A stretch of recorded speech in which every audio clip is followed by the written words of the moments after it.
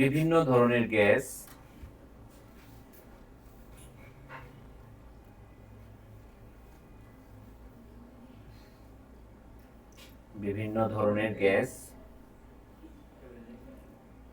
ব্যবহারের সুবিধার জন্য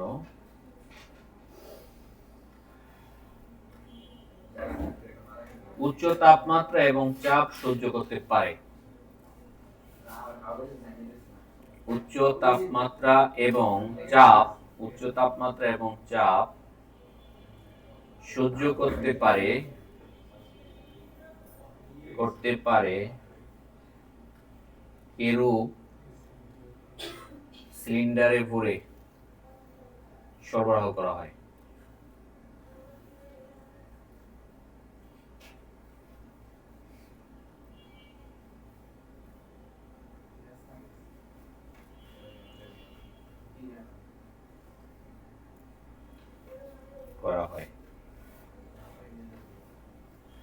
এই প্রক্রিয়াকে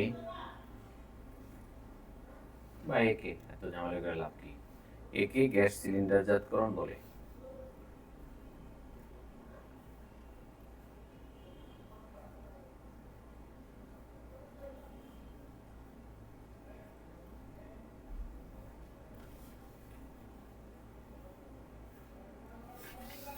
ওকে, তাহলে আমরা গ্যাস সিলিন্ডারজাত করি কেন?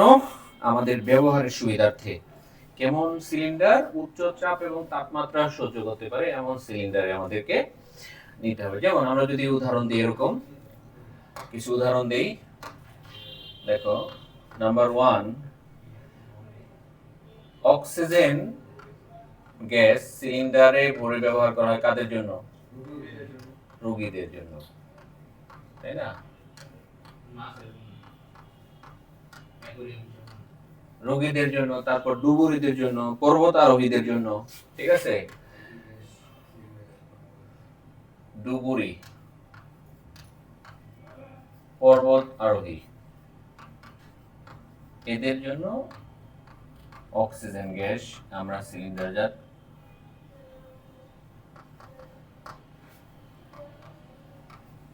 আচ্ছা, নাম্বার 2, একবারে প্রত্যন্ত এলাকায় রান্না বান্নার জন্য আমরা গ্যাস সিলিন্ডারজাত করি। কি? মিথেন বা বিউটেন, ইত্যাদি গ্যাস। এই গ্যাস রান্না বান্নার কাজের জন্য সিলিন্ডারজাত করা হয়, রান্নার কাজে বা জ্বালানির কাজে।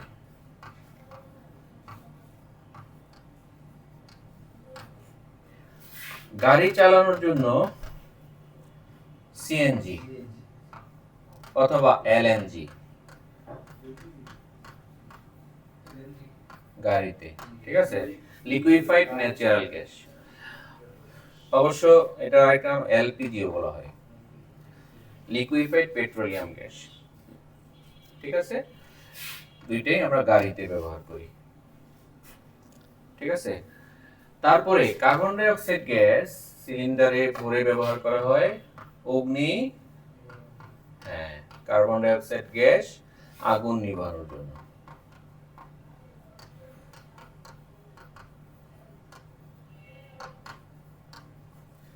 সিলিন্ডারে ভরা হয় ইত্যাদি, এরকম আর অনেক ব্যবহার আছে।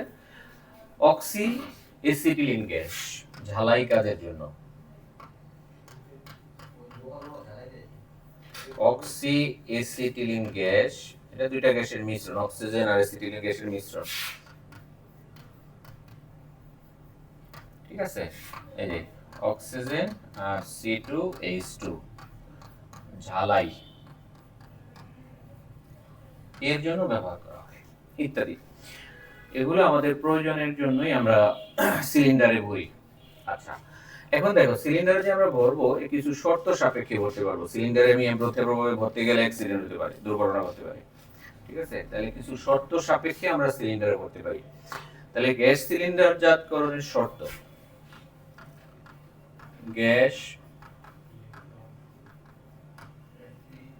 সিলিন্ডারজাতকরণের শর্ত।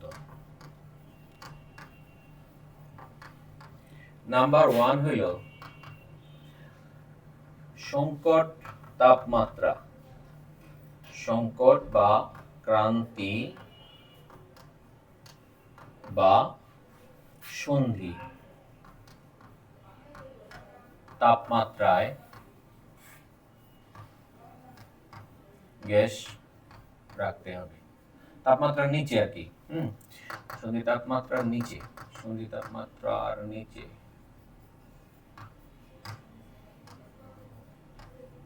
গ্যাসের তাপমাত্রা রাখতে হবে।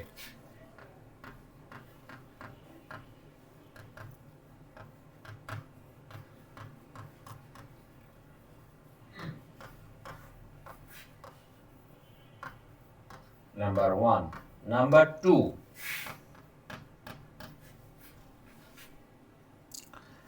সন্ধি চাপ বা সংকট চাপ প্রয়োগ করতে হবে। সংকট বা ক্রান্তি বা সন্ধি চাপ প্রয়োগ করতে হবে। এটা অবশ্য তরল করার ক্ষেত্রে বেশি কাজে লাগবে। গ্যাস তরল করে যদি আমরা সিলিন্ডারে ভরি সেই ক্ষেত্রে। নাম্বার 3, জুল থমসন প্রভাব প্রয়োগ করে গ্যাসকে তরল করা হয় এবং গ্যাসে সিলিন্ডারে ভরা হয়। জুল থমসন প্রভাব প্রয়োগ করে, জুল থমসন প্রভাব প্রয়োগ করে গ্যাসকে কি করা হয়? তরল, দেন সিলিন্ডার।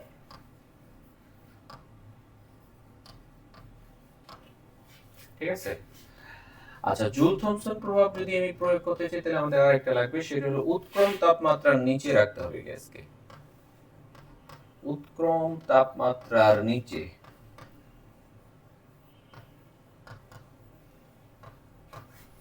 গ্যাস রাখতে হবে।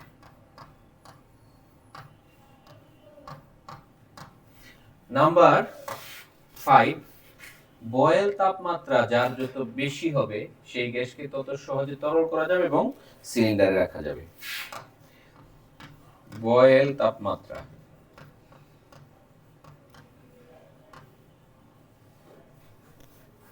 যত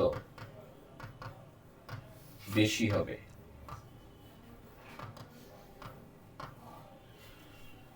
সেই গ্যাস তত সহজে তরল হবে।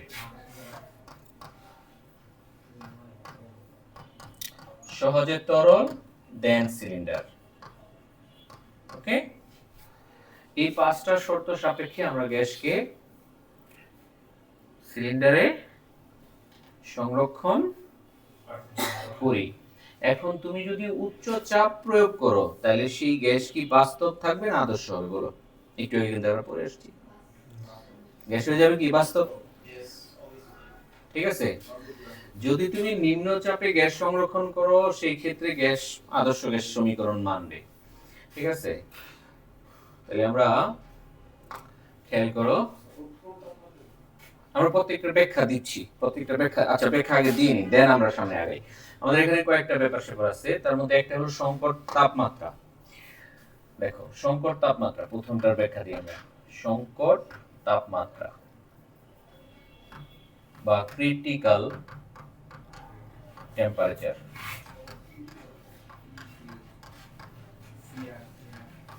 Critical temperature. আচ্ছা, সংকট তাপমাত্রা আমি তোমাদের বোঝানোর সুবিধার্থে বলি। মনে করো এই পাত্র, এই পাত্র, ঠিক আছে, এই পাত্রে কার্বন ডাই অক্সাইড গ্যাস আছে, এই পাত্রেও কার্বন ডাই অক্সাইড গ্যাস আছে। এর তাপমাত্রা আছে, মনে করো এর তাপমাত্রা আছে 31.1 ডিগ্রি সেলসিয়াস। ঠিক আছে, আর এর তাপমাত্রা আছে 32 ডিগ্রি সেলসিয়াস। খেয়াল করো একটু, এর তাপমাত্রা কত? 31 ডিগ্রি সেলসিয়াস। এখন তুমি চাপ প্রয়োগ করছো, চাপ দিছো, চাপ চাপ প্রয়োগ করার সাথে সাথে কার্বন ডাই অক্সাইড হয়ে গেছে তরল। সেম ওয়েতে তুমি একেও চাপ প্রয়োগ করছো, হ্যাঁ, একে চাপ প্রয়োগ করছো, খেয়াল করে একটু ভালো করে বোঝার চেষ্টা করো। চাপ দিছো, গ্যাস রয়ে গেছে, তরল হচ্ছে না। তুমি আবার চাপ দিচ্ছ, আবার গ্যাস রয়ে গেছে, তরল তো হচ্ছে না। অনেক চাপ দিচ্ছ, তাও কি হচ্ছে না, সে তরল হচ্ছে না। তাহলে এই গ্যাস তুমি যতই চাপ প্রয়োগ করো না কেন কখনোই তরল হবে না, তরল হবে না। যতই চাপ দাও না কেন সে কি হবে না, তরল হবে না। তাহলে খেয়াল করো, একটা স্পেশাল তাপমাত্রা আছে, একটা স্পেশাল তাপমাত্রা আছে একটা গ্যাসের।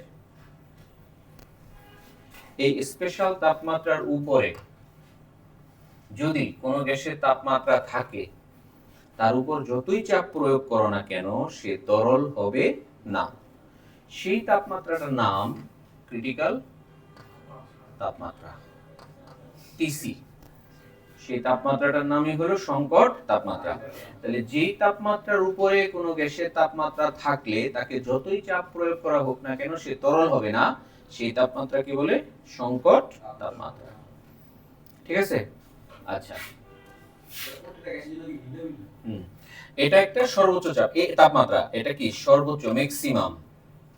ম্যাক্সিমাম যেই তাপমাত্রার উপরে কোনো গ্যাসের তাপমাত্রা থাকলে তার উপর যতই চাপ প্রয়োগ করা হোক না কেন সেই গ্যাস তরল হবে না, সেই ম্যাক্সিমাম তাপমাত্রাকে বলে সংকট তাপমাত্রা। আচ্ছা, এবার আসো সংকট চাপ। সংকট চাপ, সংকট চাপ, সংকট চাপ,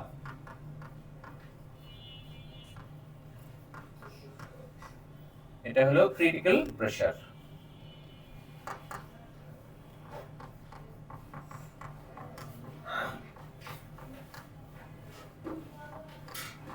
আচ্ছা, খেয়াল করো তো, একটু আগে আমি যে কার্বন ডাই অক্সাইড গ্যাস নিয়েছিলাম এর তাপমাত্রা কত ছিল, 31.1 ডিগ্রি সেলসিয়াস। 31.1 ডিগ্রি সেলসিয়াস ছিল না?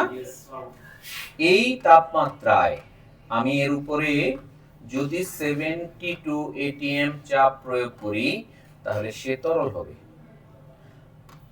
মিনিমাম কত চাপ প্রয়োগ করছি, 72 atm চাপ প্রয়োগ করলেই কার্বন ডাই অক্সাইড কি হয়ে যাবে, লিকুইড হয়ে যাবে।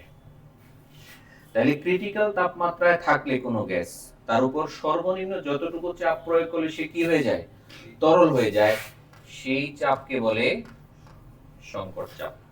যেই চাপে কোনো গ্যাসের তাপমাত্রা সংকট তাপমাত্রায় থাকলে, কোনো গ্যাসের তাপমাত্রা সংকট তাপমাত্রায় থাকলে তার উপর সর্বনিম্ন যতটুকু চাপ প্রয়োগ করলে সে তরল হয়ে যায়, সেই চাপকে বলে ওই গ্যাসের সংকট চাপ। কথা ক্লিয়ার?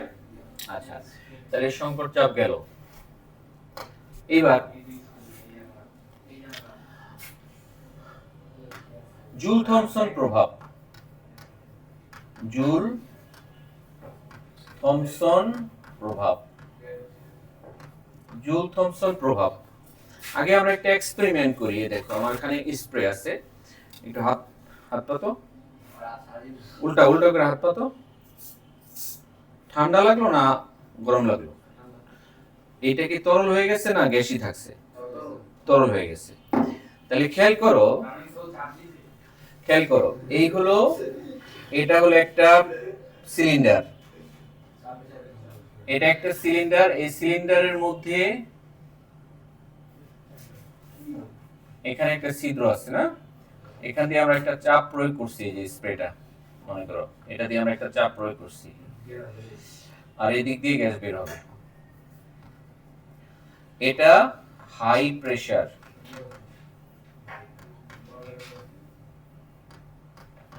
হাই প্রেসার এবং হাই টেম্পারেচার, দুইটাই বেশি। High pressure, high temperature.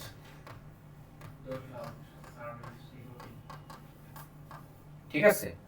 এবার আমরা কি করলাম, এই দিকে একটু চাপ প্রয়োগ করছি, চাপ প্রয়োগ করে ওকে বের হইতে সুযোগ করে দিছি, বের হয়ে গেল, তাই না? যখন গ্যাসকে কি করলাম, আমরা সম্প্রসারিত করলাম। এই খেয়াল করো, সম্প্রসারণ মানে কি, এখানে অল্প একটু জায়গার মধ্যে ছিল না, এখানে অল্প একটু জায়গার মধ্যে গ্যাস ছিল না, তাই না? তাহলে এখানে অল্প একটু জায়গার মধ্যে গ্যাস ছিল, খুব কম্প্রেসড অবস্থা ছিল, সংকুচিত অবস্থা ছিল, তাই না? প্রচন্ড চাপে ছিল। বাট এখানে যায় দেখো গ্যাসগুলো কি হয়েছে, সরাই গেছে। পুরো পৃথিবী এখন এই গ্যাসের, তাই না? যখন তুমি এটাকে হঠাৎ করে সম্প্রসারণ হতে দিলা, দেওয়ার সাথে সাথে ও হয়ে গেল তরল। নাম্বার 1 ও হইছে তরল। নাম্বার 2 ওর তাপমাত্রা লো হয়ে গেছে, লো টেম্পারেচার। টেম্পারেচার কি হয়ে গেছে? তাপমাত্রা কমে গেছে, তুমি কিন্তু চাপও কমায় দিছো, ওর উপর চাপও কিন্তু কমে গেছে। আগে যে চাপ ছিল এখন কিন্তু সেই চাপ নাই, লো প্রেসার। তাহলে উচ্চ চাপের কোনো গ্যাসকে হঠাৎ নিম্ন চাপে সম্প্রসারিত করা হলে তার তাপমাত্রা কমে যায়।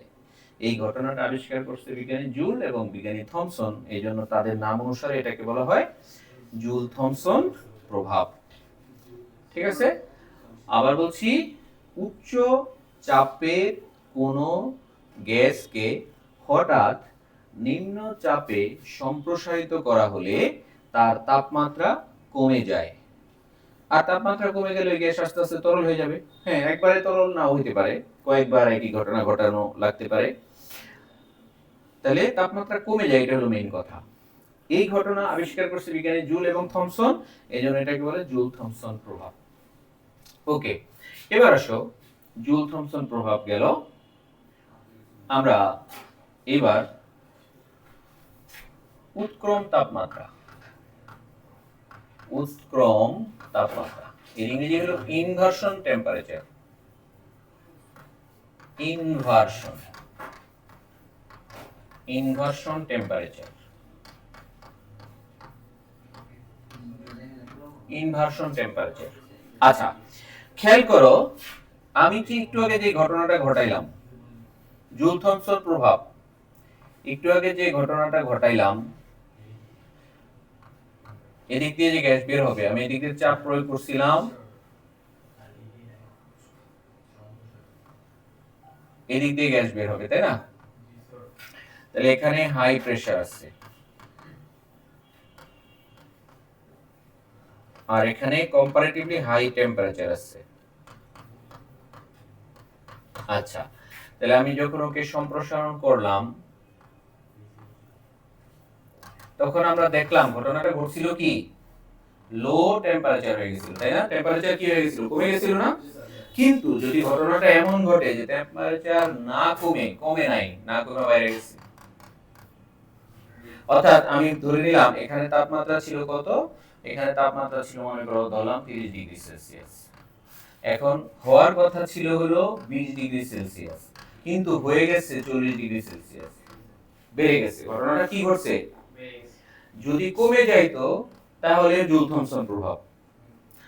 এখন কি হয়েছে, বেড়ে গেছে না? তাহলে জুল থমসন প্রভাবের উল্টা ঘটনা ঘটছে না? উল্টাকে আমরা ইংরেজিতে কি বলি? ইনভার্স। এইজন্য এই যে ইনভার্স টেম্পারেচার। এখন ইনভার্স টেম্পারেচার কখন হবে? যদি এখানে একটা এমন তাপমাত্রা থাকে, এই গ্যাসের একটা এমন তাপমাত্রা, যে তাপমাত্রার কারণে এই ঘটনাটা উল্টা ঘটছে, জুল থমসন প্রভাবটা কি ঘটছে? উল্টা ঘটছে। ঠিক আছে, সর্বোচ্চ যে তাপমাত্রার উপরে কোন গ্যাসের উপর জুল থমসন প্রভাব প্রয়োগ করলে তাপমাত্রা না কমে বেড়ে যায়, সেই তাপমাত্রাকে বলে উৎক্রম তাপমাত্রা। তো সংজ্ঞাটা আমরা, এটার সংজ্ঞাটা একটু লিখে নেই, এটার সংজ্ঞাটা একটু লিখে নেই, এটার সংজ্ঞাটা আমরা লিখে নেই। সর্বোচ্চ যেই তাপমাত্রার উপরে কোন গ্যাসের তাপমাত্রা থাকলে, সর্বোচ্চ যেই তাপমাত্রার উপরে কোন গ্যাসের তাপমাত্রা থাকলে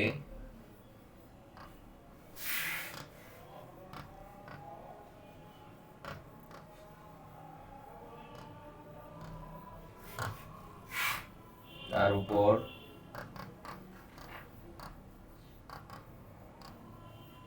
জুল থমসন প্রভাব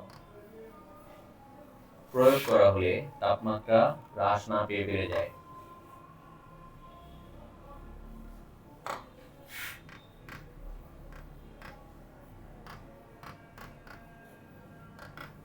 প্রয়োগ করলে তাপমাত্রা